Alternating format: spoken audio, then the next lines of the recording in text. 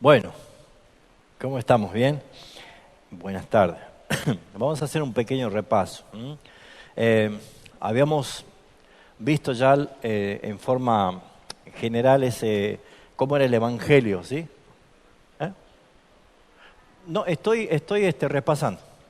Más o menos 5 minutos vamos a hacer un repaso. ¿Se acuerdan que habíamos visto el Evangelio de las 4 columnas? Que habíamos expresado puntualmente cuál era la necesidad y por qué era necesario que nosotros lo conozcamos bien. Porque la palabra de Dios que hace presenta al hombre que tiene un serio, eterno y severo problema, que es el pecado, ¿no es cierto? Y eso nos llevaba a ver por qué el hombre necesita un Salvador, porque lo que hace el pecado, había una condición muy marcada en que los hacía sentir culpable, que estaba pecador, bajo ira, sucio, en esclavitud, muerto, todo eso, ¿no es cierto? Entonces, cada una de estas cosas que nosotros vemos que es consecuencia del pecado, bueno, así estamos todos, así estábamos nosotros antes, y así está toda la humanidad que nace y que transita esta historia, este mundo. Porque la Biblia dice que no hay justo ni siquiera uno. Entonces, el Evangelio es notificar, hacer saber cuál es el problema realmente del hombre. Un gravísimo problema, que no tiene ninguna solución, solamente una: un Salvador. Y es lo que ahí nosotros empezamos a hablar de que Cristo es la solución de ese problema. Y hemos empezado a ver qué es lo que hizo Cristo. Entonces, un poco ver el contraste de lo que éramos y lo que una persona puede llegar a ser si recibe especialmente la bendición de que por la fe y el arrepentimiento se encuentre con esta nueva vida, que traía todo lo contrario, ¿sí? Justificación, liberación, santificación, redención, regeneración, todo lo que hemos visto, adopción, reconciliación con el Padre. Entonces todo eso lo hemos visto nosotros como que podemos entender qué es el Evangelio en sí mismo. Y las 2 exposiciones que he dado en los días domingos sobre no me avergüenzo del Evangelio y la última del poder del Evangelio, más que nada era afirmar el concepto de por qué Pablo no se avergüenza y por qué deposita su confianza en el poder de Dios, ¿no? Entonces es importante entenderlo, porque a la hora de que nosotros vayamos a presentar el Evangelio, y si alguno ya lo está haciendo, está muy bueno, es entender que nosotros no convencemos ni convertimos a nadie, pero sí somos mandados, enviados por el Señor a predicar, a anunciar, a decir el mensaje que se nos ha sido encomendado. Que el hombre es pecador y que está bajo la ira de Dios y que su condenación viene pronto. Si escucha el mensaje y lo cree, puede creerlo, llega a creerlo, necesita arrepentirse por fe, confesar sus pecados delante del Señor y recibir la gracia que Dios le da para ser salvo, ¿no? Entonces, lo que hemos visto en la última clase el miércoles pasado era de por qué era necesario el uso de la ley para evangelizar. ¿Alguien se acuerdan por qué hace falta la ley? ¿Qué hace la ley? ¿Se acuerdan?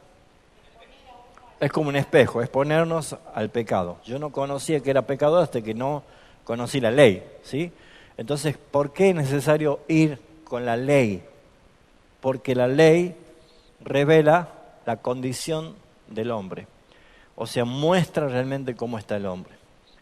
Entonces, había un texto en Romanos que podía tal vez afirmar. ¿Se acuerdan cuál era? Si no se acuerdan la cita. 3, 10 y 11. ¿Qué decía? No hay quien busque a Dios. El conocimiento del pecado es por causa de la ley, ¿no es cierto?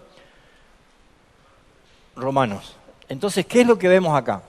Que la ley es sí o sí fundamental. Es importante. No puede haber conocimiento del pecado sin la ley. Si yo saco este punto de los 10 mandamientos, que es el carácter moral que Dios exige al hombre, si no mostramos esto, si no exhibimos esto, nunca va a haber una necesidad de un Salvador. Entonces es lo que nosotros hemos visto en la clase pasada y hemos hecho mención a por qué Dios había dado estos 10 mandamientos. ¿Son 10 únicamente? No, son 10 mandamientos morales, pero en el Antiguo Testamento encontramos muchos otros mandamientos que probablemente nosotros hoy podemos decir en Cristo ya están cumplidos. Por ejemplo, la ley ceremonial o la ley ritual religiosa, nosotros acá no hace falta que estemos degollando un cordero, sacando la sangre, rociándoles a ustedes los utensilios, porque eso pertenecía a un ritual, leyes que encontramos en el Antiguo Testamento. El libro de Levítico justamente significa eso, leyes. Y lo que hace referencia es que no había solamente estos 10 mandamientos, sino que había leyes sanitarias, leyes civiles, leyes sociales, leyes religiosas, de purificación, alimenticia y cuantas cosas más. Ahora, como para poder dejar claro que la ley no es como algunos cristianos evangélicos creen, de que dicen nosotros ya no estamos bajo la ley, estamos bajo la gracia, así que no tenemos que usar la ley. ¿Han escuchado eso? Bueno, lo primero que quiero que hagamos es ir a lo que Jesús dijo aquí en Mateo, capítulo 5, y dice el versículo 17, cuando dice Jesús y la ley, ¿sí? Me gustaría que veamos el énfasis que Jesús le da al uso de la ley y cómo esto empieza a tener mucho que ver con la clase de hoy, porque a partir de hoy ya vamos a empezar a enfocarnos a la práctica, pero la ley está confirmada por el Nuevo Testamento, ¿sí? No es que se terminó que eso del Antiguo Testamento y ya no va más. ¿Qué dice allí? Dice, capítulo 5, versículo 17, Jesús dijo, no penséis que he venido para abrogar la ley o los profetas. No he venido para abrogar, sino ¿para qué? Para cumplir. Porque de cierto os digo que hasta que pase el cielo y la tierra, ni una jota ni una tilde pasará de la ley hasta que todo se haya cumplido. Entonces, ¿qué es lo que Jesús está diciendo? Que Él venía a cumplir la ley. Él no venía a decir, ya no va más la ley. O sea que si Él la cumple la ley, primeramente lo hace con un motivo de hacerlo por nosotros. Nosotros no podemos cumplir la ley en perfección como lo hizo Él. Pero principalmente para que la justicia y la ley de Dios sea satisfecha y no quede como inconclusa o no cumplida. Porque la ira de Dios se va a encender contra aquellos que no cumplen la ley. Entonces, si la ley fue cumplida por Cristo, el Padre está satisfecho en su demanda de la ley. Pero Jesús no lo hizo por sí mismo, sino que lo hizo en representación de todos nosotros, de su pueblo escogido. Sabiendo que naturalmente nosotros no nos sometemos ni nos sujetamos a la ley y no podemos. Entonces, ¿para qué sirve la ley entonces? Pues es cuando nosotros ya somos regenerados, revela el carácter moral que Dios demanda de un hijo de Dios.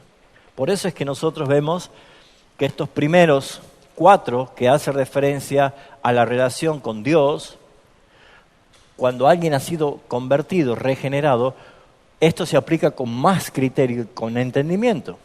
No voy a tener dioses ajenos, no voy a tener imágenes, y ya creo que se entiende el concepto, ¿no? Porque uno diría caer en el extremismo de por qué tenemos fotos o por qué allá está William Carey, ¿no? Entonces, y eso es pecado. Tranquilo, no está haciendo referencia a eso, ¿sí? Creo que uno entiende lo que es la imagen, es producto de la imaginación en cuanto a la veneración, en cuanto a poner como intermediario delante del Señor, ¿no? Y no tomarás el nombre de tu Dios en vano y acuérdate del día del Señor. Estos puntos son importantes, ¿por qué? Porque el hombre no lo puede cumplir, Cristo lo cumplió y satisfizo la obra de la demanda de la ley y el Padre imputó eso a su pueblo. O sea que nosotros estamos aprobados de todas estas leyes por lo que Cristo hizo por nosotros. No porque yo lo haya hecho, porque no puedo. Pero ¿qué es lo que nosotros vemos? Que el Padre no nos culpa, no nos inculpa pecado, no nos demanda cosas porque ya está satisfecho. Pero ¿por qué yo debo obrar conforme el carácter moral de Dios que me manda. Porque Jesús dijo esto, ¿se acuerda que hemos leído? Que si me amáis, guardad mis mandamientos, y mi Padre y yo le amaremos y nos manifestaremos y estaremos con ustedes. O sea, hay algo en la cual esto nos permite a nosotros expresar amor. Porque nosotros al intentar vivir con un carácter moral correcto como Dios demanda, aunque no podamos, nos estamos regulando a un estándar de vida que Dios quiere que vivamos. ¿Sí? Honrar a tu padre y tu madre, no matar, no cometer adulterio y todo esto que nosotros vemos acá como leyes. Ahora, si Jesús dijo esto, de manera que cualquiera que quebrantare uno de estos mandamientos muy pequeño, así se engaña, y así engañe a los hombres, muy pequeño será llamado en el reino de los cielos. Mas cualquiera que los haga y los enseñe, este será llamado grande en el reino. Versículo 20. Porque os digo que si vuestra justicia no fuere mayor que la de los escribas y los fariseos, no entraréis en el reino de los cielos. Jesús, a partir de allí, en el Sermón del Monte, comienza a decir, ustedes oyeron esto, yo digo esto. ¿Qué está haciendo el Señor? Está aplicando correctamente el uso de la ley.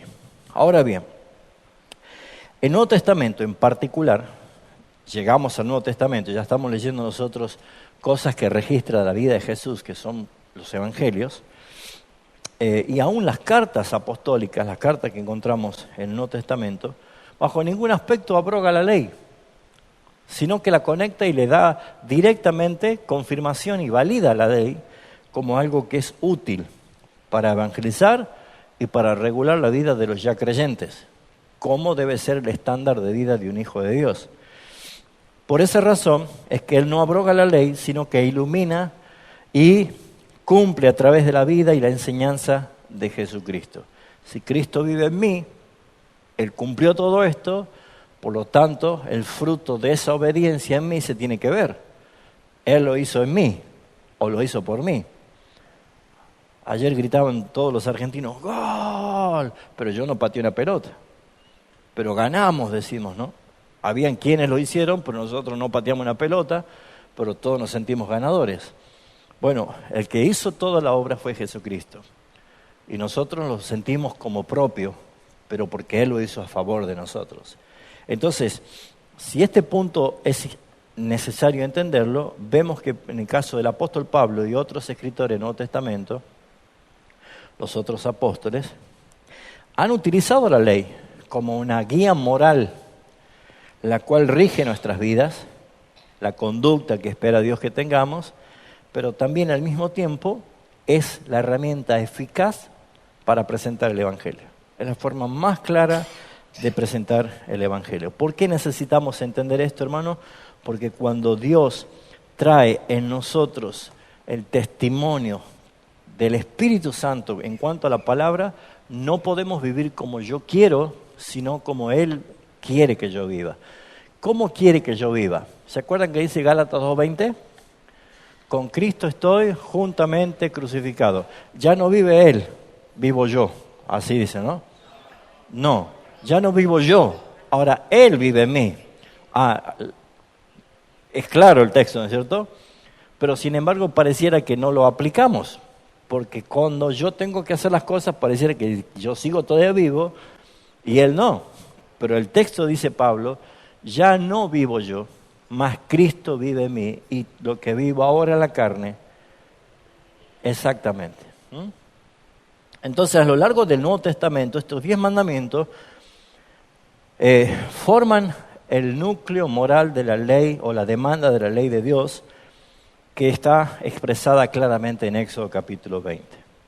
Esos 10 mandamientos. Vamos a leer rápidamente y voy a tratar de hacer en este marco comparativo la aplicación, ¿sí? Bueno, ustedes tienen muchos textos hoy, así que seguramente van a... mire, hagan así los dedos, para empezar a buscar rápido. De todas maneras yo tengo algunos apuntados acá. Pero el primer mandamiento dice claramente, no tendrás dioses ajenos delante de mí. ¿Qué dice Jesús en Mateo 4:10? Jesús declara, al Señor tu Dios adorarás y solo a Él servirás. ¿Se acuerda quién se lo dijo en el contexto de ese texto? En la tentación en el desierto al mismísimo diablo, ¿no? ¿Será que el diablo también será juzgado por la ley? ¿Será que también necesita entender que la ley es para todos? Pues mis hermanos, si al diablo Jesús le dijo esto, creo que todo ser humano se ve obligado a cumplir este mandamiento. Jesús dijo, Mateo 4:10, al Señor tu Dios adorarás y solo a Él servirás. Y en esta clara declaración, Jesús está haciendo un uso del primer mandamiento. No tendrás dioses ajenos delante de mí. Pero también nosotros encontramos en Mateo 19, 16 al 30, que no está allí puesto, lo que podríamos llamar nosotros, lo que Jesús declara con más énfasis en esto, ¿no? Mateo 19, 16 al 20. Esta charla, ¿con quién la tiene Jesús? Con el joven rico. ¿Qué dice acá? ¿Alguien quiere leerlo rapidísimo? Entonces vino uno y le dijo, Maestro, bueno, ¿qué bien haré para tener la vida eterna? Entonces vino uno y le dijo, Maestro, bueno, ¿qué bien haré para tener la vida eterna? Él le dijo, ¿por qué me llamas bueno? Ninguno hay bueno, sino uno, Dios. Mas si quieres entrar en la vida, guarda los mandamientos. Le dijo, ¿cuáles? Y Jesús dijo, no matarás, no adulterarás, no hurtarás, no dirás falso testimonio, honra a tu padre y a tu madre, y amarás a tu prójimo como a ti mismo.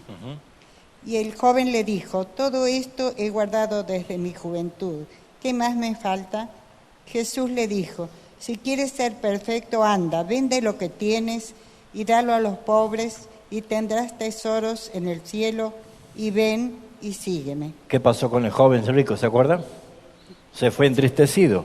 ¿Qué hace Jesús? Él no viene a abrogar la ley, Él viene a darle cumplimiento. Y viene también a reivindicarla, porque le dice, ve y haz esto, lo que dicen los mandamientos. Ahora, Jesús dice esto, pero veamos qué dicen los apóstoles. 1 Corintios 8:6. Léalo fuerte. Para nosotros, sin embargo, solo hay un Dios, el Padre, del cual proceden todas las cosas, y nosotros somos para Él, y un Señor, Jesucristo, por medio del cual son todas las cosas, y nosotros por medio de Él. Amén. Pablo está reivindicando acá el primer mandamiento, ¿sí? Claramente está diciendo que hay un solo Dios, no hay a nadie más a quien adorar. No tendrás dioses ajenos delante de mí. O sea que verán que el primer mandamiento de Éxodo 20 lo replica y lo confirma Jesús, y también lo hace el apóstol Pablo en el Nuevo Testamento. Segundo mandamiento, que dice Éxodo 24, dice no te harás imágenes. Ahora, ¿qué dijo Jesús? Ahí tiene el texto, Juan 4, 24. ¿Cómo va a ser la adoración? ¿Se acuerdan cuál es el contexto con quién está hablando Jesús acá? Con la mujer samaritana. ¿Se acuerda que ella le dice cómo tenemos que adorar, en qué lugar? ¿En qué monte? ¿Qué dijo Jesús acá? Jesús, aunque no abroga directamente las imágenes y enseña sobre la adoración únicamente a Dios, lo dice cómo se tiene que hacer. ¿Cómo lo tiene que hacer? Versículo 24. Dios es espíritu, y los que le adoran en espíritu y en verdad es necesario que adoren. Entonces, ¿qué sugiere el Señor? La necesidad de una relación genuina con Dios más allá de los ídolos creados o físicos. Entonces, no te harás imágenes. ¿Por qué? Porque hay una dirección y una conexión directamente con Dios en la vida espiritual. Cuando alguien ha nacido del Espíritu, y si Dios es Espíritu, es necesario que esa adoración, esa relación, esa vida esté conectada espiritualmente. ¿Dónde entran los ídolos aquí? ¿Dónde entran los intermediarios? No, la Biblia está claramente Jesús diciendo que nosotros tenemos que tener esa relación en espíritu y en verdad. Ahora, en cuanto a los apóstoles, ¿sí? ¿Qué dice allí Romanos 1, 22 y 23? Pablo enfatiza en contra de la idolatría y hace referencia claramente aluciendo al segundo mandamiento también. ¿Qué dice Romanos 1, 22 y 23? Y cambiaron, Sí, profesando ser sabios, se hicieron necios y cambiaron la gloria de Dios incorruptible en semejanza de imagen de hombre corruptible, de aves, de cuadrúpedos y de reptiles. ¿por qué decimos que hace énfasis a esto? A no tendrás imágenes, ya no solamente Jesús, sino que lo vuelve a afirmar los apóstoles, y en este caso Pablo. ¿Por qué? Porque según Pablo, cuando dice que cambiaron la gloria de Dios incorruptible en semejanza de imagen de hombre corruptible, de aves, cuadrúpedos, reptiles, ¿qué dice que son? Necios. O sea, es necedad. ¿Por qué? Porque están dejando de lado uno de los mandamientos que habla directamente en la relación que una persona debe tener con Dios. Primero, una relación directa en espíritu, en verdad. Segundo, sin ningún tipo de adoración a ninguna cosa creada, directamente con el Creador. Por lo tanto, encontramos que hay una confirmación, una vez más, del tema de la ley en el Nuevo Testamento. Entonces, a medida que vamos avanzando, van a empezar a ver ustedes la necesidad de la vida y la aplicación de la conducta moral que Dios demanda a todos los seres humanos. Por eso es que cuando Él juzgue, no va a ser culpable Dios ni injusto de condenar a alguien, sino que Él tiene claramente la autoridad y el derecho de decir, no han obedecido la ley, por lo tanto ya están condenados, ¿sí? El tercer mandamiento que encontramos en Éxodo 27 dice, no tomarás el nombre de Jehová tu Dios en vano. Ese texto también lo utiliza Jesús cuando está dando el Sermón del Monte en Mateo capítulo 5, del 33 al 37. Alguien que lo lea rapidísimo. Juan. Además, habéis oído que fue dicho a los antiguos, no perjurarás, sino cumplirás al Señor tus juramentos. Pero yo os digo, no juréis en ninguna manera, ni por el cielo, porque es el trono de Dios, ni por la tierra, porque es el estrado de sus pies, ni por Jerusalén, porque es la ciudad del Rey, ni por tu cabeza jurarás, porque no puedes hacer blanco o negro un solo cabello. Está bien. Un solo cabello, sí. Pero anda la parte que dice que tú sí sea sí. Sí. Pero sea vuestro hablar sí, sí, no, no, porque lo que es más de esto, del mal procede. Ahí está. Jesús, ¿qué está haciendo énfasis acá? De que no usen el nombre de Dios en vano. Está hablando de los juramentos. Y por naturaleza, el que usa el juramento, por lo general, es el mentiroso. Se conecta, ¿no? Con no dirá falso testimonio. Porque hace falta jurar para que te crean. El que tiene que jurar por el cielo, por la tierra, por Dios, por mi madre, que ya se caiga muerta, como dicen algunos, ¿no? Llegan a ese extremo, ¿no? O que me quede ciego si yo estoy mintiendo. ¿Escucharon eso? O que te parte un rayo, que me parte un... Dios mío. Por lo general, el uso de los juramentos en ese sentido está hecho justamente para que los mentirosos lleguen a tener credibilidad. Pero Dios es un Dios de juramento. Y Él lo dice en Hebreos, tanto en el capítulo 8, capítulo 9, capítulo 10, incluso el capítulo 6, que Dios, no pudiendo jurar por otro mayor, juró Él por sí mismo, diciendo, de cierto te bendeciré, para que ese juramento se transforme en un gran consuelo para los herederos de la salvación, porque Él dice que por medio de dos cosas, ese juramento se hace algo inmutable. ¿Qué quiere decir? Cuando hay promesa y cuando hay juramento. Si hay promesa, la promesa no encierra ninguna garantía de cumplimiento, ¿sí o no? ¿Sí o no? ¿Ustedes han prometido alguna vez algo y no lo han cumplido? ¿Le han prometido a usted cosas y no lo han cumplido? También. Porque la promesa en sí misma no tiene ninguna garantía de cumplimiento. Por lo tanto, si alguien te dice, yo te voy a regalar un auto, vos le decís, bueno, pero si te dice, vení, vamos a la concesionaria, nos sentemos, firmemos los papeles y te doy, epa. ¿Qué significa el acta notarial que uno está haciendo? La promesa se está juramentando. Es lo mismo que alguien te quiere hacer un obsequio de una casa y hasta que no va en la escribano y hace la escritura, yo no voy a decir que es mía. Pero cuando ya está hecho, entonces el sentido tiene valor. Bueno, Hebreos dice esto, que por medio de dos cosas en la cual hace que Dios no sea mentiroso como un hombre, Él a la promesa le interpuso juramento. Para que por medio de dos cosas inmutables los herederos de salvación tengan un fortísimo consuelo de que el pacto que le dijo a Abraham, de cierto te bendeciré, sea cumplido en nosotros. ¿Por qué? Por eso, Dios, no pudiendo jurar por otro mayor, juró por sí mismo, diciendo que en verdad Él nos va a bendecir. En ese sentido, es muy importante ver por qué Jesús dice, no juren ni tomen el nombre de Dios en vano. Porque todo lo que nosotros tenemos que ver es que Jesús está queriendo conectarnos, el carácter moral de todas las personas con no mentirás o no dirás falso testimonio. Por eso dice que tu sí sea sí y tu no sea no. ¿Qué quiere el Señor? Que seamos creíbles, que seamos personas que decimos la verdad. Entonces, ¿qué encontramos acá? Que Jesús usa en su enseñanza la ley para hablar de no tomarás el nombre del Señor tu Dios en vano. El apóstol Santiago en su carta, capítulo 5, versículo 12, utiliza también este mandamiento. ¿Quién lo tiene? Fuerte. Pero,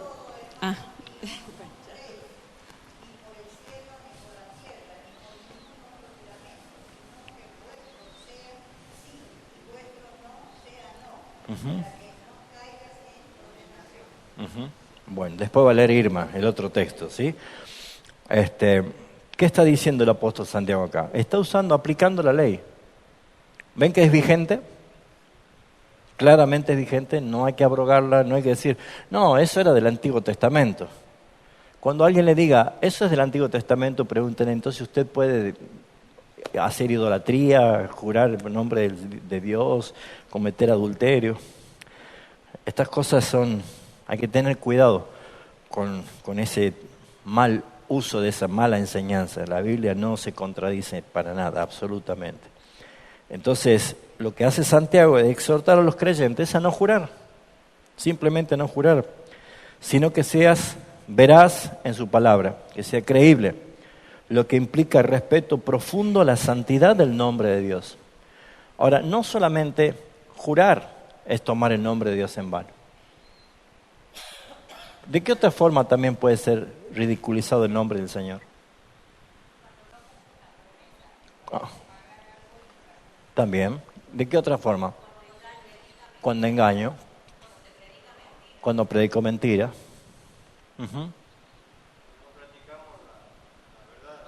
También.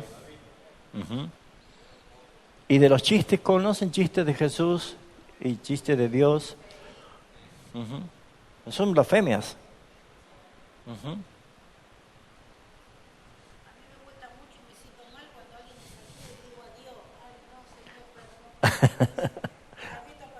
Hasta parece. Sí.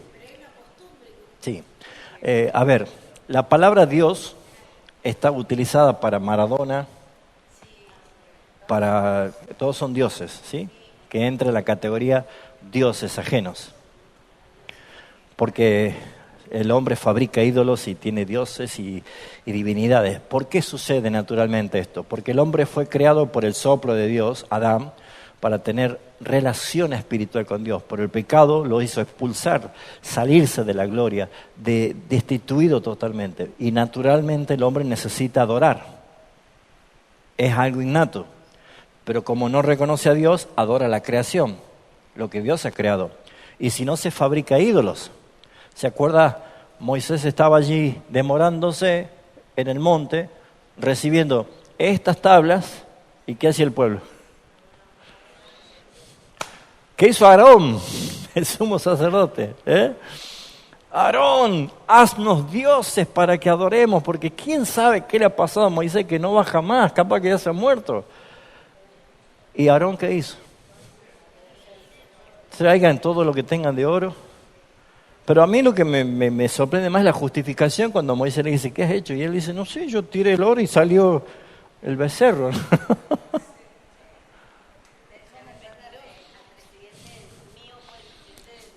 Ajá.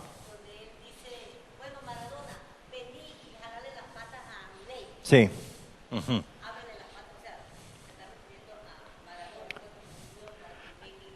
Sí. Tal cual, sí. Bueno, eso es usar el nombre de Dios en vano. Todas esas cosas. Y esas cosas no son inocentes. Uh-huh. Sí. Así dije. Bueno. También. Bueno. Es muy natural que la gente que está muerta espiritualmente se manifieste así, ¿no?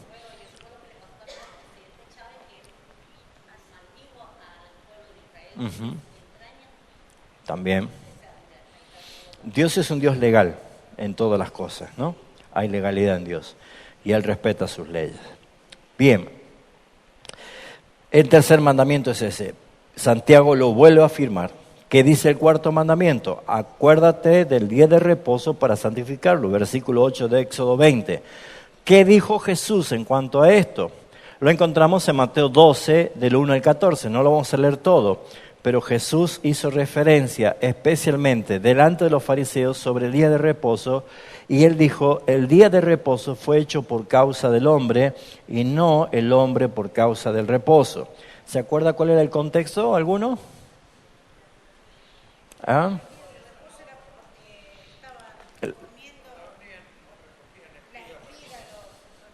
En día de reposo y los fariseos estaban buscando algo para echarle la culpa, ¿no? Y yo creo que es importante entender que el uso de la ley sobre el día de reposo en Cristo se transforma lo que nosotros podemos ver expresado en Hebreos, de que Cristo es nuestro reposo. Nosotros entramos en el reposo que es Cristo, ¿sí? Es importante también entender que si decimos el domingo es el día del Señor, otro puede decir el sábado es el día del Señor, nosotros podríamos decir claramente que hay un día de reunión congregacional que es el domingo para nosotros por el día de resurrección, pero en realidad nosotros estamos en Cristo, que es nuestro reposo eterno. Todos los días es día de celebración con el Señor, porque estamos en Él, ¿sí? Él es nuestro Canaán prometido. Yo no voy a esperar una tierra prometida porque Cristo es mi Canaán, ¿sí? O sea, es ver a Cristo inclusivo en todas las promesas. La Biblia habla de Él y da testimonio de Él. Pero es importante ver que Jesús no abroga diciendo, no, si ahora pueden recoger espigas y pueden hacer todo esto porque ya no hay más día de reposo. No dijo eso. Le dio el sentido como tiene que ser, correctamente. ¿Lo tenés esa parte? Léelo fuerte. ¿En el mismo 12 creo que está o no? No la tengo.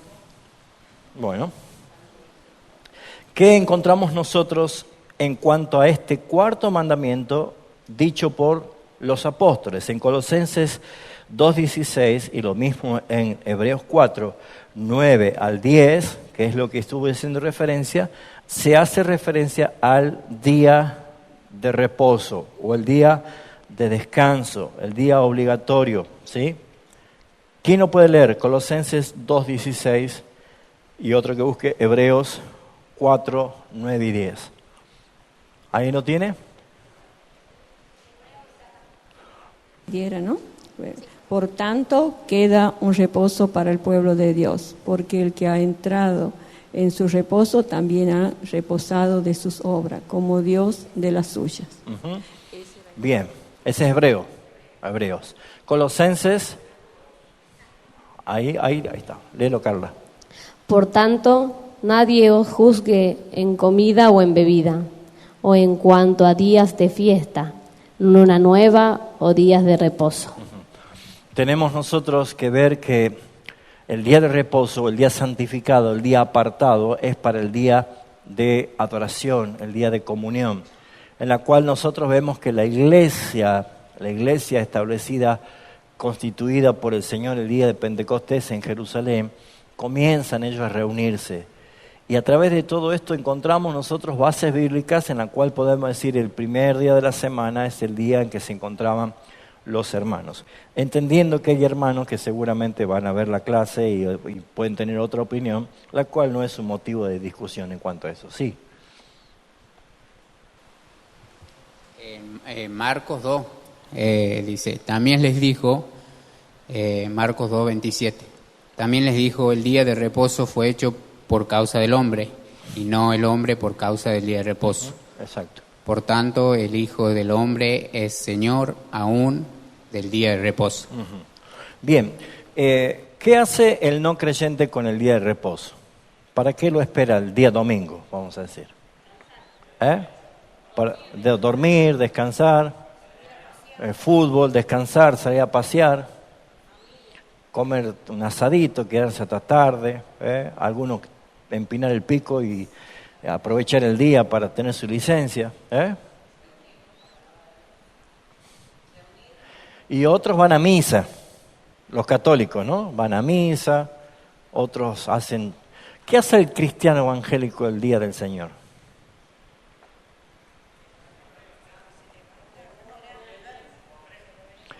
Es congregarnos, para nosotros es la santa convocatoria del Señor.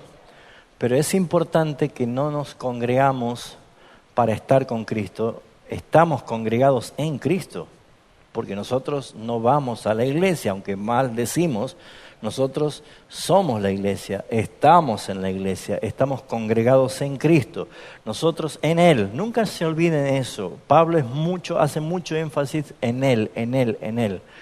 ¿Por qué? Porque pareciera ser que el que acumula millajes congregándose tiene un poroto más para la salvación. El congregarme es el resultado de mi identidad en Cristo. Yo estoy en Él. Y como yo estoy en Él y usted está en Él, nosotros nos reunimos en Él para adorar juntos al Señor. La relación cambia, es el Salmo 133. ¿Se acuerdan? Mirad cuán bueno y cuán delicioso es habitar los hermanos juntos en armonía. Y concluye el capítulo diciendo, porque allí envía Jehová, exactamente.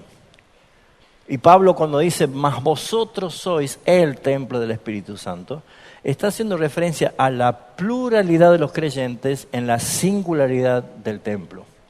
No, yo no soy templo, ella no es templo, nosotros somos el templo. ¿Se entiende el concepto?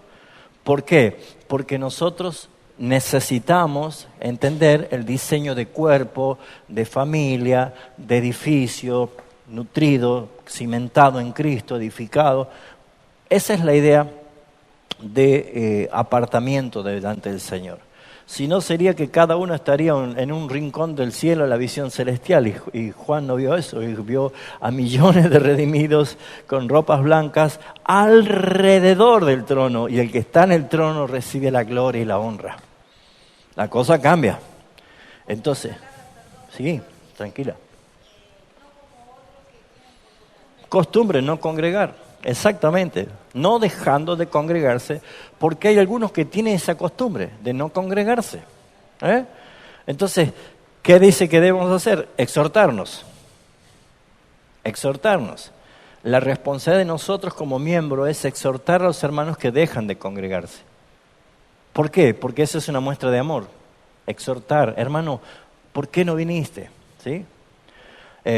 Nosotros tenemos una hermosa tarea de una de las hermanas diaconisas de la iglesia, que es Romina, que ella la vieron que estaba en la puerta con una libretita, y ella nos da el reporte a nosotros los pastores de quiénes asistieron y quiénes no. Y tenemos una grilla del mes, con tildes y con X, ¿no? ¿Qué te parece? Qué bueno, ¿no? Qué bueno, ¿no? Bueno, pero hay hermanos que dicen, oh, no me gusta que me tomen asistencia. ¿Me entienden? Bueno, el concepto de la eclesiología es que no hay iglesia individual.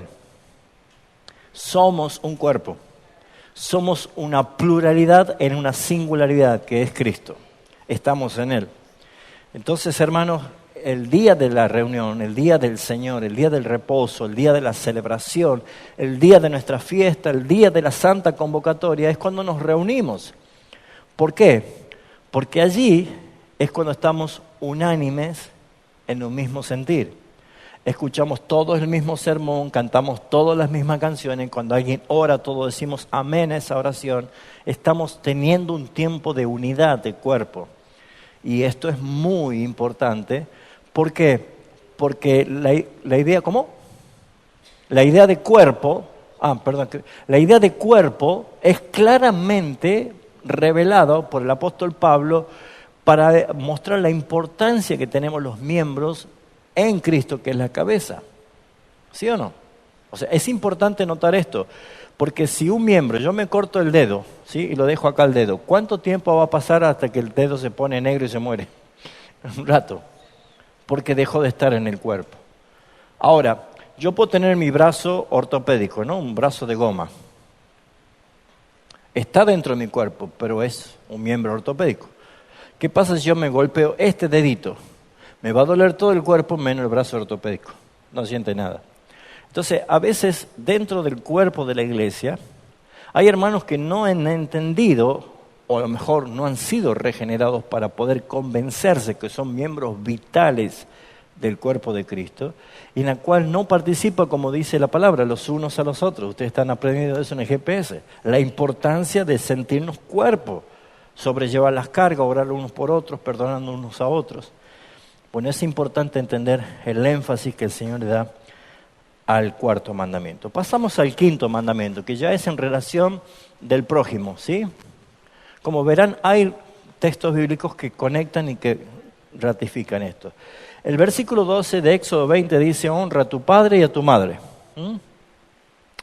Jesús dijo esto en Mateo 15, del 3 al 6, responde a los fariseos por invalidar este mandamiento a través de las tradiciones y reafirma su importancia. ¿Quién tiene el texto si quiere leerlo rápido?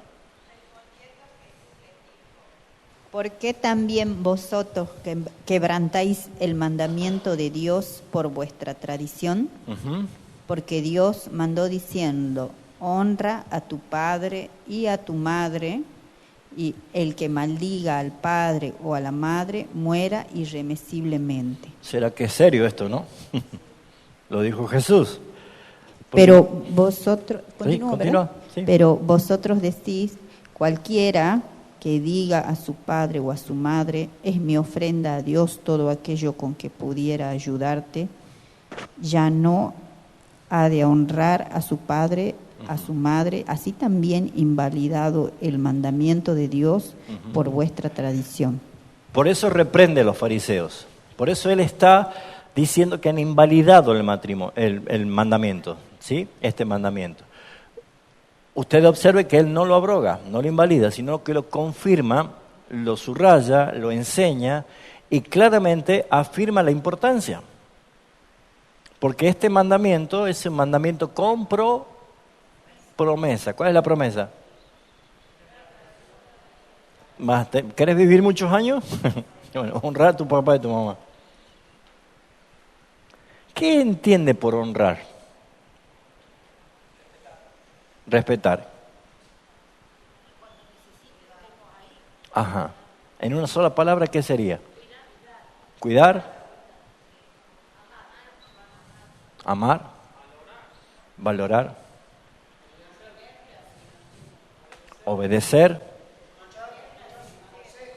Escuchar su consejo. Ajá. Por ejemplo, honra al rey, dice también en la Escritura, el apóstol Pablo. ¿Qué será honrar al rey? No tengo que amarlo al rey, ¿no? ¿Qué entendemos por honra? ¿Qué le viene a la cabeza cuando decimos honra, honrar? ¿Respeto?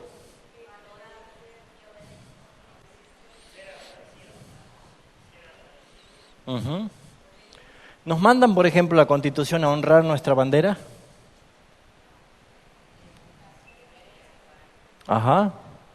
Porque es muy amplio, ¿no?, el concepto de honra. Porque honra a tu padre y a tu madre. Este es el primer mandamiento con promesa, dice la Escritura. Es necesario entender de que tiene una aplicación en la vida del que lo practica. Porque si bien es cierto, uno puede honrar a su padre y a su madre cuando el concepto de la madurez ha empezado a brotar en la vida de esa persona. ¿Por qué? Porque un niño no sabe lo que es honrar a su papá y a su mamá. Pero cuando empieza a tener entendimiento de lo que es honrar, el apóstol Pablo, ya lo vamos a leer ahora en el Efesios 6, vemos nosotros la necesidad de casi una veneración, que no es veneración, pero se entiende el nivel de la seriedad que encierra esto. Pero, ahí está la palabra, el homenaje. Ahí quería llegar. Bien, parece que sos maestro vos, ¿no? ¿Por qué es homenajear? ¿Qué es homenajear al padre y a la madre? Siempre ha sido duro esta realidad que dice, no me viniste a visitar nunca y después me vas a llevar flores al cementerio, ¿no? Golpea eso, ¿no? ¿Y es real?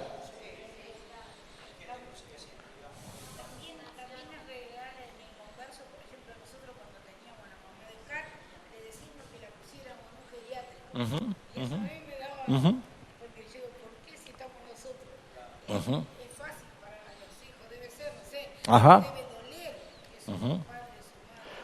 Seguro, hay criterios que se pueden entender así.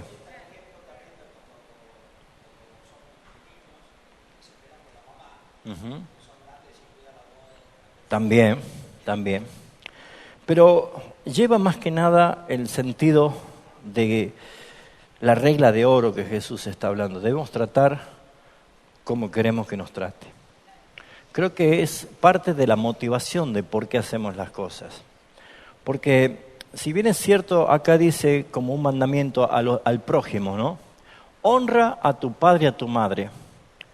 Pero nosotros, pues, si pudiéramos conectar este renglón y bajarlo un poquito, diríamos nuestro padre también debe ser honrado. Y si yo no honro a mi Padre que está en los cielos, ¿cómo voy a honrar a alguien que no es Dios? Entonces es muy importante ver que este tiene mandamiento de largura de vida. Me gusta mucho cómo Proverbios también hace referencia a esto, hijo mío, oye mis palabras, guarda tesoro en tu corazón, porque larguras de días, de años, de vida y paz se aumentará y papá. Qué hermoso cómo lo expresa Proverbios. Pero qué necesario es ver que esto es una demanda de parte del Señor en cuanto a la honra.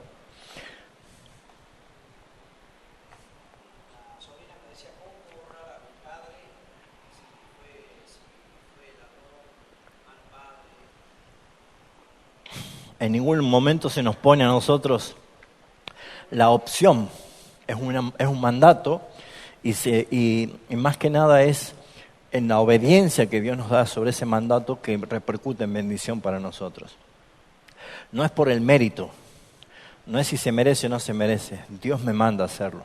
Es como el perdón, ¿sí? Algunos dicen yo no siento perdonar y el perdón no es un sentimiento, es una obediencia, porque Dios me manda a perdonar. Entonces, cuando yo perdono, estoy obedeciendo y el resultado de esa obediencia es bendición, siempre.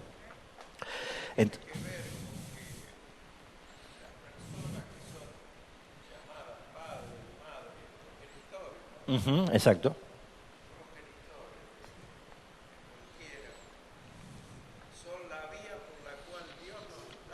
Tal cual. Es la providencia de Dios para la vida.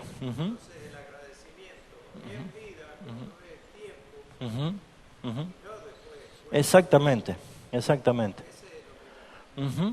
Es tan importante porque, a ver, uno como padre en algún momento llega a sentir el nido vacío, porque la vida es así. Es más, hay un principio que hasta allí en Génesis capítulo 2, el mismo Adán después que ve a la varona, ¡wow! Estaba tan contento Adán que establece un principio. No lo dice Dios, si usted va en el texto lo dice Adán. esto es ahora hueso de mis huesos, carne de mi carne, será llamada varona, por tanto dejará el hombre a su padre y a su madre, y se unirá a su mujer y será una sola carne. O sea, había una conexión directa en sabiduría que tiene Dios, porque eso fue antes de pecar, de tal forma que Él establece un principio que Pablo lo ratifica en Efesios capítulo 5, diciendo exactamente lo mismo. Y ese principio está diciendo que es tan precioso lo que Dios hace, darte la compañía idónea, la persona idónea, quien va a ser tu misma carne, en la cual dice, es el momento de dejar al padre y a la madre. ¿Para qué? Para unirse a una nueva vida, que es la unión entre el varón y la mujer. Pero ese dejar al padre y a la madre no es un abandono, sino que es, ahí viene la etapa de la honra, del homenaje, del reconocimiento, del agradecimiento. El vaso vacío no puede dar nada si no tiene nada. Nosotros tenemos culturalmente una nación que esta generación que se está muriendo viene después de la Segunda Guerra Mundial, han llegado muchos de ellos en barco, y ¿sabe lo que significa ser un niño, estar jugando con los autitos, de pronto suena una sirena, empiezan a caer bombas, y te agarran, vaya a saber quién, y te llevan, te meten en un barco sin saber qué está pasando, y terminas en un continente que ni sabes nada, y de pronto en vez ya no estás ni con la mamá, ni con el papá, ni con el autito, ni con el juguetito, ahora estás hombreando bolsa en el puerto, trabajando. Esa es la realidad de nosotros, por lo menos en esta parte. Entonces, esas copas vienen sin amor.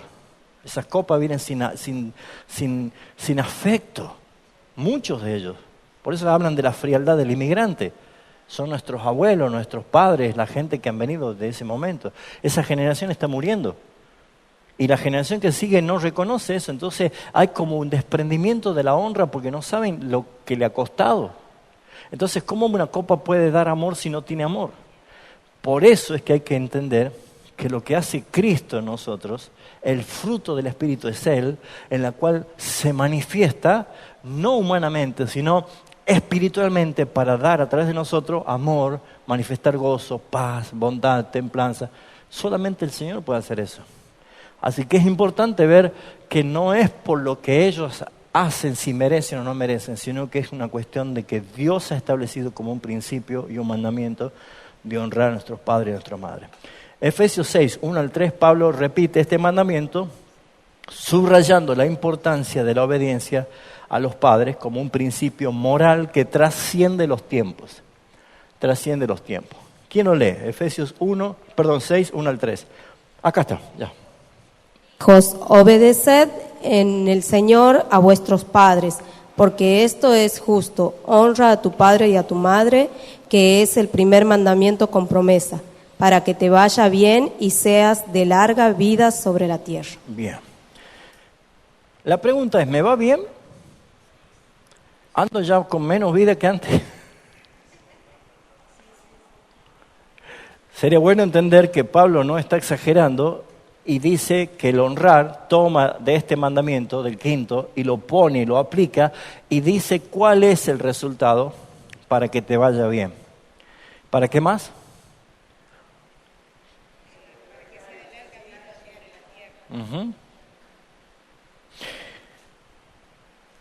Estos mandamientos tienen frutos y recompensas de la obediencia, promesas que se hacen cumplimiento. Entonces, si nosotros les enseñamos de esa forma a nuestros hijos, porque después del versículo 4 ya se refiere a los padres, ¿no? Y vosotros, padres, relación allí, son nuevas relaciones. ¿Qué es lo que quiere resaltar? Que el quinto mandamiento también sigue siendo vigente. O sea que también puedo usar yo para evangelizar. De cómo está tu relación con tus padres. ¿Honras a tu papá? ¿Honras a tu mamá? No se lo merece. ¿Sabes que te hace delante del Señor alguien que vas a tener que rendir cuenta por eso? Porque está dentro de la grilla de lo que vamos a tener que rendir cuenta. ¿Se entiende? Son aspectos de carácter moral que Dios demanda a todo hombre. A todo hombre. Ahora, yo sí me enojé muchas veces con mi papá, con mi mamá. Me enojé, claro que sí. Tuve que pedir perdón, muchas veces. Seguramente usted se enojó con su papá y su mamá en algún momento. Y alguno le pidió perdón. Otros ya no lo hablaron nunca más. ¿Se dan cuenta? Pero ¿cómo es que nosotros estamos en la gracia? Porque hay alguien que hizo perfecta relación de amor y de honra y de respeto y de obediencia, fue Cristo.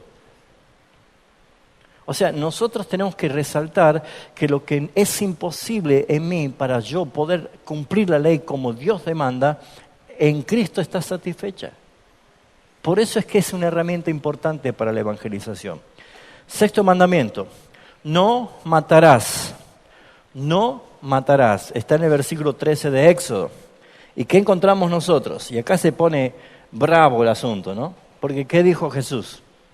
Jesús dijo en Mateo capítulo 5, 21 y 22, Jesús amplía este mandamiento al nivel del corazón, ya no solamente un acto de homicidio, acto que se va a manifestar solamente para matar la vida, quitar la vida de una persona, sino que Jesús amplía este mandamiento al nivel del corazón, enseñando que incluso la ira injustificada contra otro es comparable lisa y llanamente al asesinato.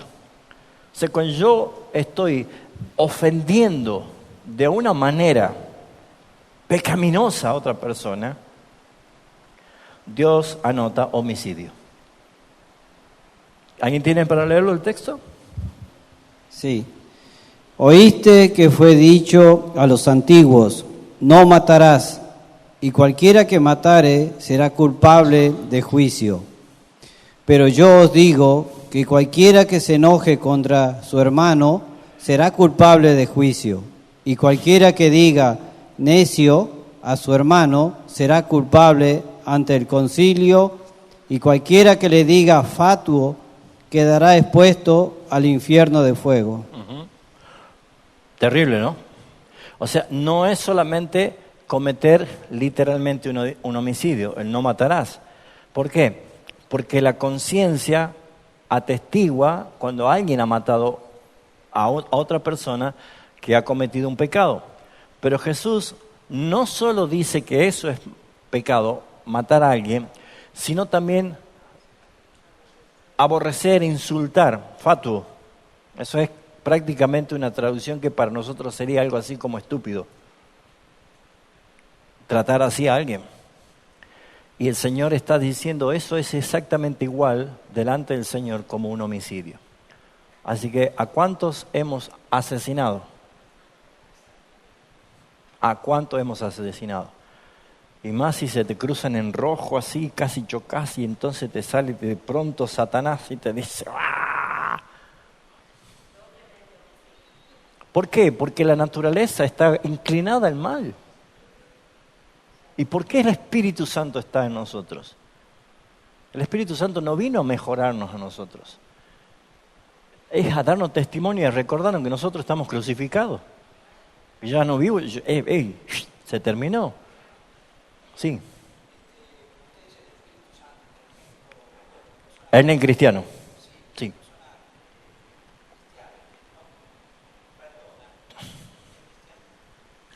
Es probable que sea una persona, si es verdaderamente cristiano, que esté predominada por la carne, que tenga una vida espiritual muy débil en ese sentido.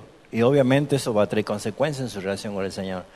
Pero por más que no sea cristiano, una persona que no perdona sabe que está haciendo mal, porque la conciencia atestigua, lo condena o lo justifica porque la ley está escrita en ellos. Entonces, con más razón todavía. Pero hay que entender que un hijo de Dios es muy probable que necesite crecer espiritualmente, madurar y fortalecerse.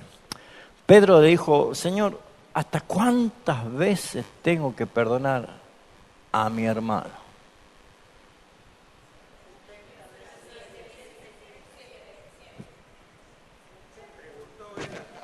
Hasta 7. Número, ¿no? 7, ¿está bien? ¿Está bien 7? ¿Se dan cuenta? Entonces, la necesidad de la madurez espiritual. Nosotros, acuérdense que nosotros hemos nacido de nuevo y nosotros no sabemos vivir esta vida espiritual y la palabra nos instruye, nos guía. Y por eso yo voy aprendiendo a vivir esto. O sea, si yo ya tengo 20 años de creyente y sigo como un niño enojándome con medio mundo y guardando rencor, algo no está bien en el crecimiento espiritual.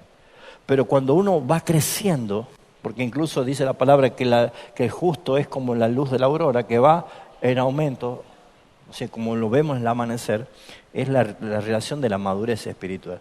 Entonces, si hay cristianos que no perdonan, hay que llamarlo al arrepentimiento. Hay que exhortarlo a que perdone. Y si persiste en eso, hay que disciplinarlo.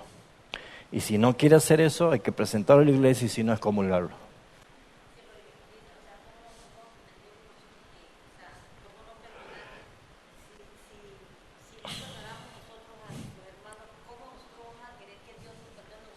El Padre Nuestro, el modelo de la oración lo dice, ¿no? ¿Y qué dice el Señor en cuanto a si yo tengo un problema con un hermano y vengo a dar mi ofrenda? Deje a un costo. Solucionar primero, exactamente. Entonces, no es algo que lo pasamos por alto, es algo que Dios observa y que demanda de nosotros eso, por supuesto. Y Hebreos dice que no brote ninguna raíz de amargura. Y eso es lo que justamente genera una expresión de la carne totalmente. Uh-huh. Tal cual, exacto, honra. Sí, sí. Es muy importante eso, Oscar, porque creo yo que está fusionado el carácter y la emoción del que tiene que cumplir eso, principalmente. Pero exactamente. Uh-huh. Por eso que dije, baja el renglón.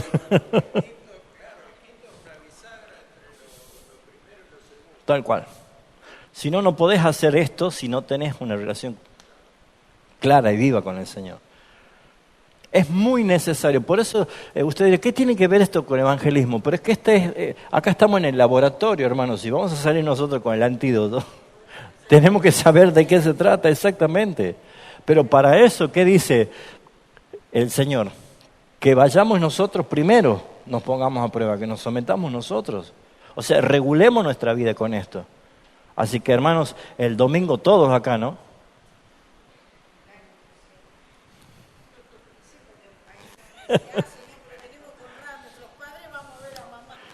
Tal cual, ¿no? Bien, ¿qué dijo el apóstol Juan en su primera carta en cuanto a esto? No matarás. Capítulo 3, versículo 15, primera de Juan.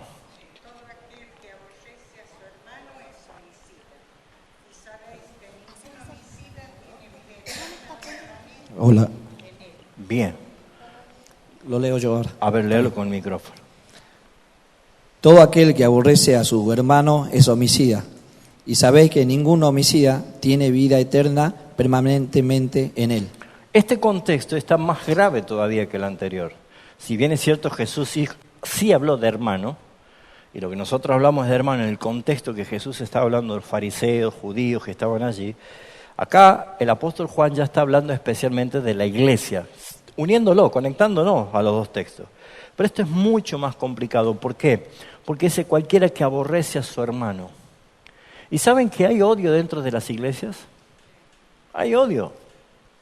Hay personas, hermanos, que no se saludan o no se tratan. Si alguno entra por acá, el otro sale por allá o trata de esperar.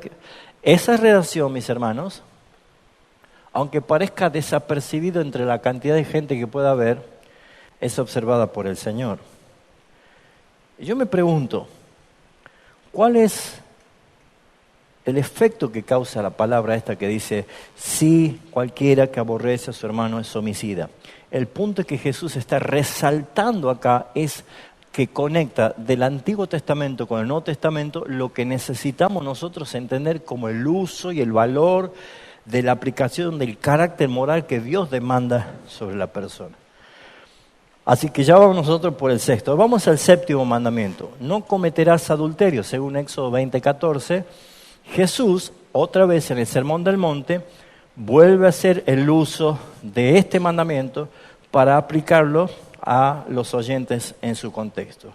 Jesús va más allá del acto físico del adulterio, o sea, no solamente la consumación de la expresión sexual, sino que lo hace mucho más porque Jesús ve la motivación, no el resultado, la motivación, sino el acto. ¿Qué dice allí en Mateo 5, 27 y 28? Oísteis que fue dicho, no cometerás adulterio, pero yo os digo que cualquiera que mira a una mujer para codiciarla, ya adulteró con ella en su corazón. O sea, esta pregunta va a ser clave ante cualquier consulta de las personas que hagamos cuando estamos evangelizando. ¿Por qué? Porque a veces uno hace énfasis en el adulterio y solamente cae en la práctica de la relación sexual prohibida, según la palabra de Dios. Pero Jesús dice algo más todavía. Yo digo, esto es importante ver cómo Él no abroga, sino que da la comprensión más clara del mandamiento, ¿no? Dice, cualquiera que mira a una mujer para codiciarla, ya adulteró con ella en su corazón. ¿Por qué nombra el corazón Jesús? ¿Qué dice?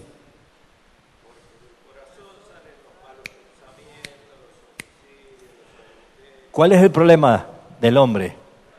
El corazón. El corazón no es lo que entra por la boca, sino de lo que sale del corazón. Entonces, ¿dónde apunta siempre el Señor el uso de la ley? Es la motivación, ¿de dónde surge el problema? El problema es el corazón corrupto del ser humano. Todas las demás leyes, todo está conectado por la naturaleza caída. Por eso Jesús dijo, yo no vine a condenar el mundo. Yo vine a que el mundo sea salvo. ¿Pero por qué? El punto que es que el hombre ya está condenado, ya está bajo la ira de Dios y necesita un Salvador porque se va al infierno. Entonces, este es un punto importante para entender también que es una gran herramienta para llegar a las personas. ¿Has cometido adulterio? No, yo he sido fiel siempre. Pero Jesús dice que si has codiciado a una mujer en tu corazón, ya has cometido adulterio. Entonces encontramos nosotros que hay argumentos bíblicos para presentar a una persona delante del Señor como va a ser vista por sus ojos, ¿no? El 8º mandamiento dice, me faltaba la reseña apostólica en la carta. El apóstol Pablo enfatiza la santidad del cuerpo y condena el adulterio en varias de sus cartas. Pero por ejemplo veamos 1 Corintios 6, 18 al 20. Recordando a los creyentes que sus cuerpos es templo del Espíritu Santo. Sí, huid de la fornicación. Cualquier otro pecado que el hombre cometa está fuera del cuerpo, mas el que fornica contra su propio cuerpo peca. ¿O ignoráis que vuestro cuerpo es templo del Espíritu Santo, el cual está en vosotros, el cual tenéis de Dios y que no sois vuestros? Porque habéis sido comprados por precio. Glorificad pues a Dios en vuestro cuerpo y en vuestro espíritu, los cuales son de Dios. Tremendo. O sea, más claro de echarle agua, como diría, ¿no? Pero el apóstol Pablo lleva al punto del pecado sexual que es contra mi propio cuerpo. Es como echarse agua caliente, como atentar contra su propio cuerpo. Habla de la fornicación. Nosotros a veces discriminamos fornicaciones cuando los jóvenes solteros tienen relaciones sexuales y adulterio cuando el que está casado comete acto indebido. Pero la palabra forneia, de donde viene la palabra fornicación, traducida es hombres desnudos o personas desnudas. Entonces, de ahí viene la palabra que se diría pornografía, de forneia. Entonces, el adulterio espiritual muchas veces se presenta con la propia tentación de la pornografía. Y aunque antes tal vez era un poco más difícil acceder a sitios pornográficos, hoy está abiertamente. Los chicos tienen hoy en día. Ustedes deben estar en algún grupo de padres de escuela, de sus hijos, del consorcio, del centro vecinal, del club de fútbol, lo que sea, y te van a llegar abiertamente escenas pornográficas. O sea, ¿qué dice? ¡Ay, he visto pornografía, me acabo de ver, ahora esto me han condenado, ya estoy en el infierno! No. El tema es si tu corazón cede a la concupiscencia o al deseo de la tentación. Eso dice la palabra. Pero Pablo hace énfasis en esto. Todo me es lícito, pero no todo me conviene porque no todo me edifica. Nosotros con Carolina por ahí nos ponemos a ver películas, ¿no? Y no hay película que no haya algo, o lesbianismo, homosexualidad, lo que sea. Nosotros podemos decir, bueno, pero ya somos personas grandes, matrimonio, veamos, no, pum, adelantamos. No nos contaminamos. ¿Por qué? Porque estas cosas son esas zorras pequeñas que terminan quemando la viña. Y hay algo que Pablo lo dice claramente, que para que Satanás no gane ventaja alguna sobre vosotros, pues no ignoramos sus maquinaciones. Y este punto del adulterio está muy relacionado con una de las principales maneras de victoria o de éxito que tiene Satanás. ¿Por qué? Porque si alguien roba, ¿dónde está? Acá. Yo le robo la lapicera a Juan, ¿sí? Él no sabe, yo ya la robé. Y me arrepiento. Y tiro la lapicera, ¿sí? Ya está. Juan, perdóname, hermano, disculpa, ¿sí? Pero yo no me quedo con su lapicera. Yo tengo que restituirle. Y si nos ponemos a hilar finito, hasta 5 veces, ¿no? 5 lapiceras más. Pero cuando yo peco, dice, contra mi propio cuerpo peco.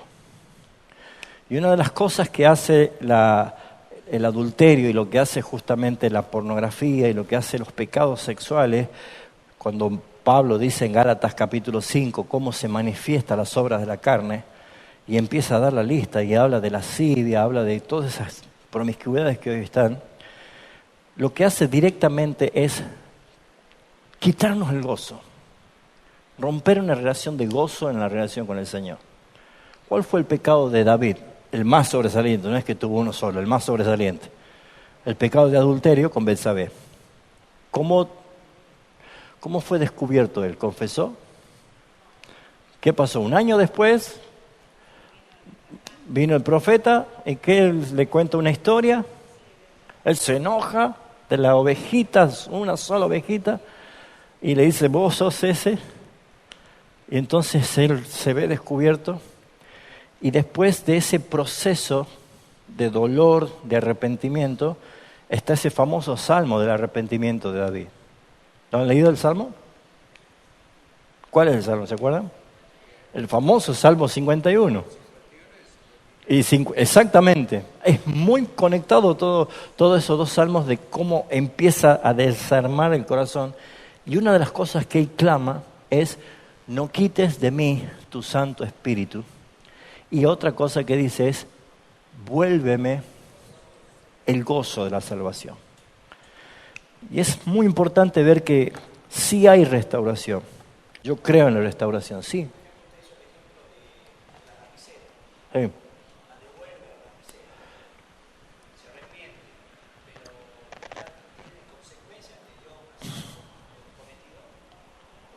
Por supuesto. Pero si yo voy, porque dice la palabra en 1 de Juan, que si confesamos nuestros pecados, eres fiel y justo para perdonarnos y limpiarnos de toda maldad, ¿sí? Ahora bien, ¿está resuelto con el Señor? Sí. Pero con Él. Entonces también es restitución. Yo debo reconciliar, pedir perdón y restituir. Pero es un pecado que no afecta en mi vida, en el sentido de que no es contra mi propio cuerpo, contra mi propia carne. El pecado sexual es el único pecado que atenta contra mi propio cuerpo, mi propia carne. Y una de las cosas es que la sensación del pecado, de la promiscuidad sexual, David en el Salmo 51 dice, lávame más y más de mi maldad. ¿Y qué dice? Con hisopo. ¿Ustedes saben a qué hace referencia el tratamiento del lavamiento de hisopo? ¿Alguien sabe enfermería acá? Usted sabe enfermería.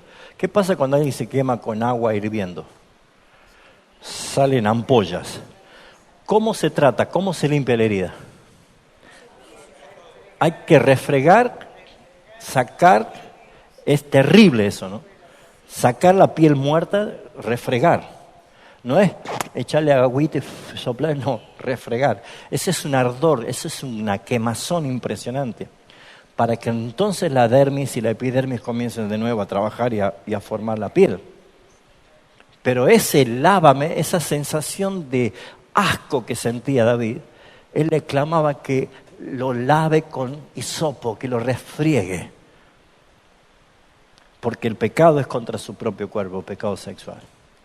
¿Hay arrepentimiento? Sí. ¿Hay testimonio de restauración? Sí.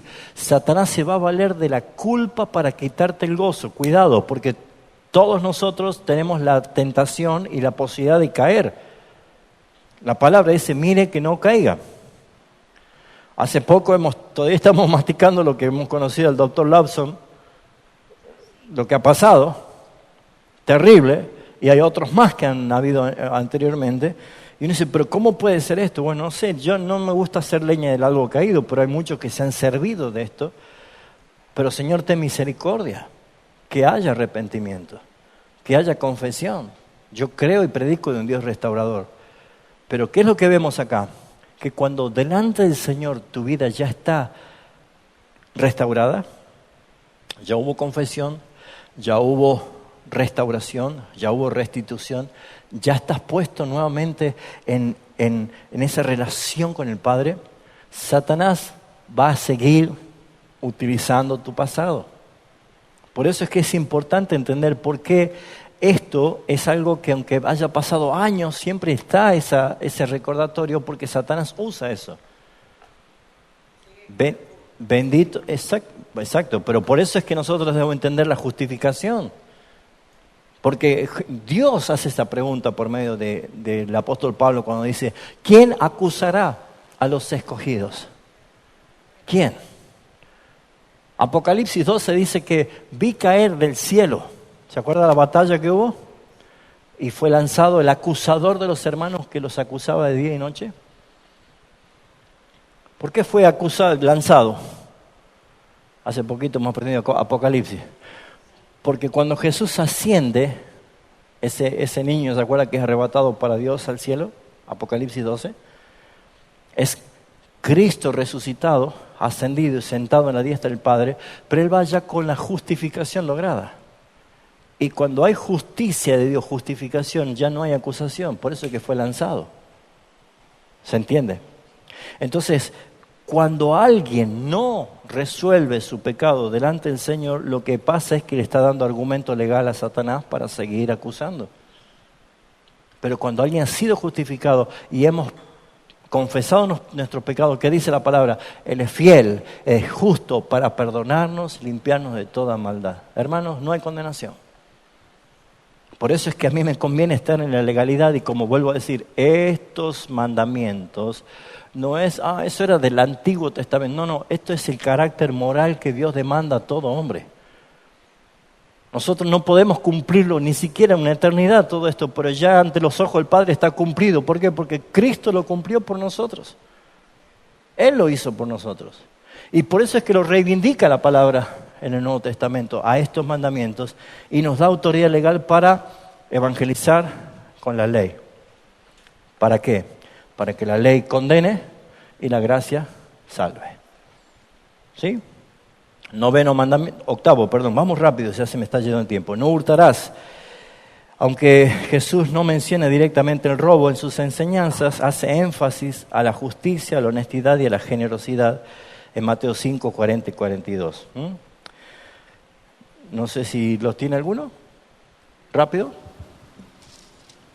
El que hurtaba, no hurte más, sino trabaje haciendo con sus manos lo que es bueno, para que tenga que compartir con el que padece necesidad. Ahí está. ¿Qué dice el apóstol Pablo en Efesios 4, 28? Hace exactamente el mismo uso de las palabras de Jesús. ¿Qué dice allí?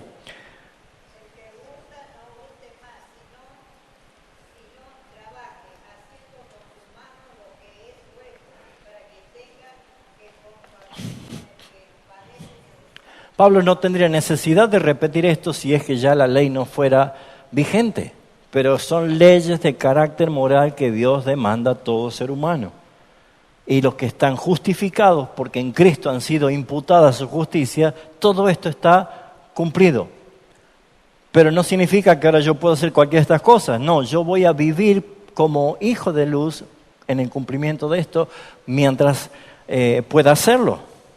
No a la perfección, pero ya está, ya no hay demanda de esto, porque ya eso es vivir en gracia, la obra imputada de Cristo en mí.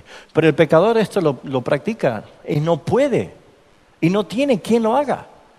Por eso es que hay que decirle, esta es una buena noticia. Jesucristo vino a tomar tu lugar y hay que llevarlo al Evangelio.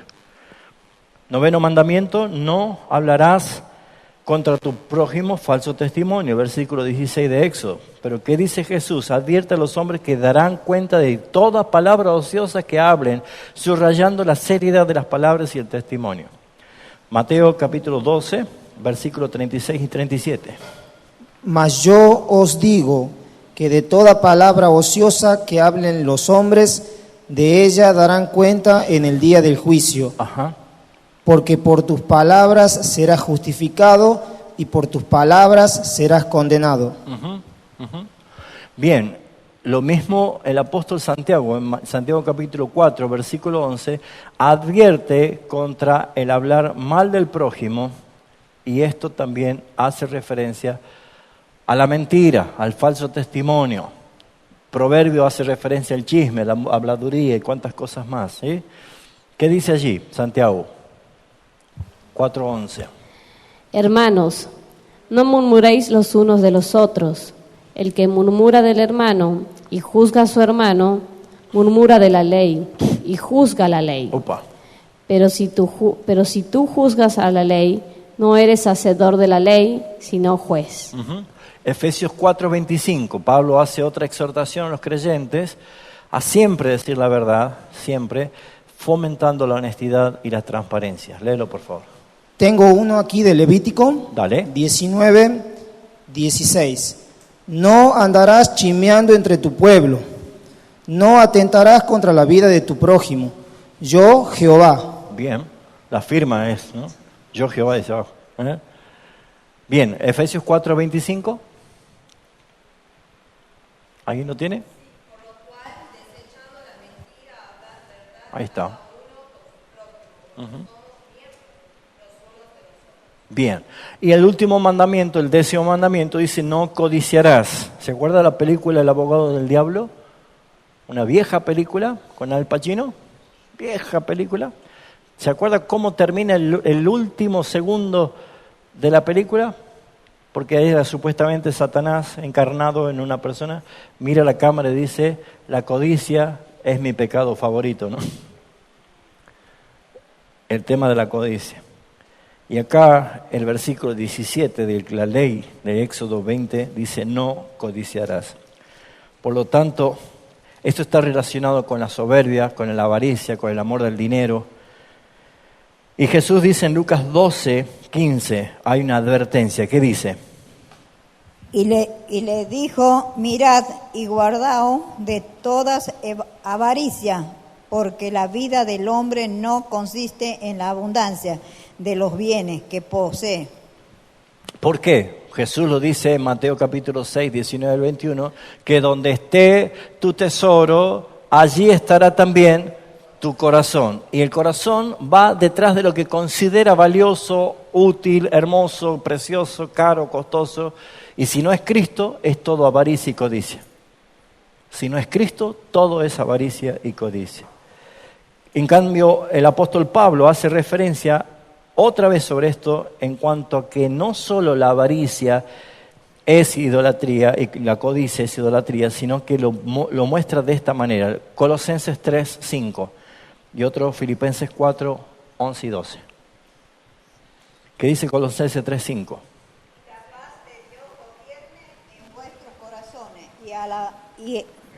No, está bueno, pero lea el texto. Pero qué cosa seria. 3:5 es, ¿no? ¿5? Sí. Ahí está.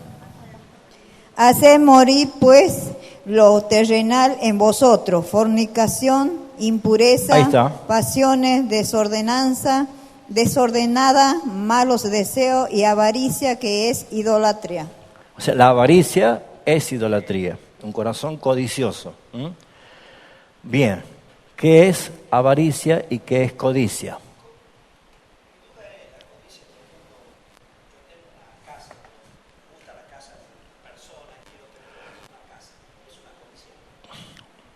¿Qué opinan?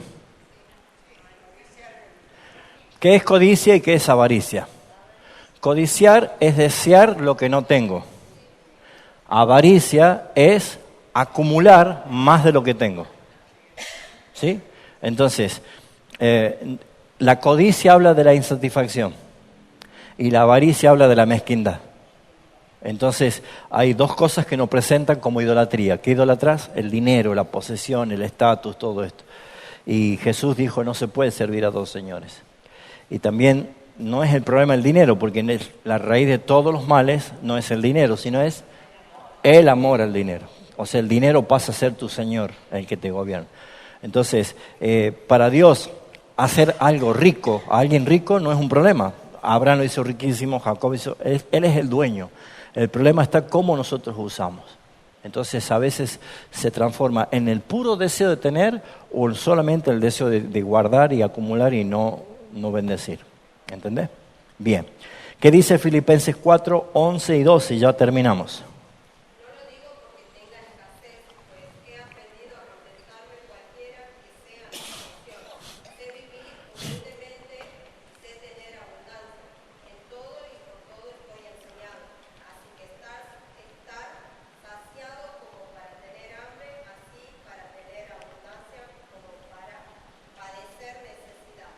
¿Y cuál sigue el versículo? ¿Cómo lo sacamos fuera de contexto? No es para ser súper poderoso, está hablando del contentamiento. Contentamiento. Y esto es muy importante como antídoto. ¿Sí? Ahora, el contentamiento no es resignación. Contentamiento es, Señor, lo que me des está bien. Y no me des más ni menos, dame lo necesario. ¿Se entiende? El justo nunca ha sido desamparado, su descendencia no mendiga pan. Y esos son principios los cuales nos lleva a la confianza y la dependencia con el Señor.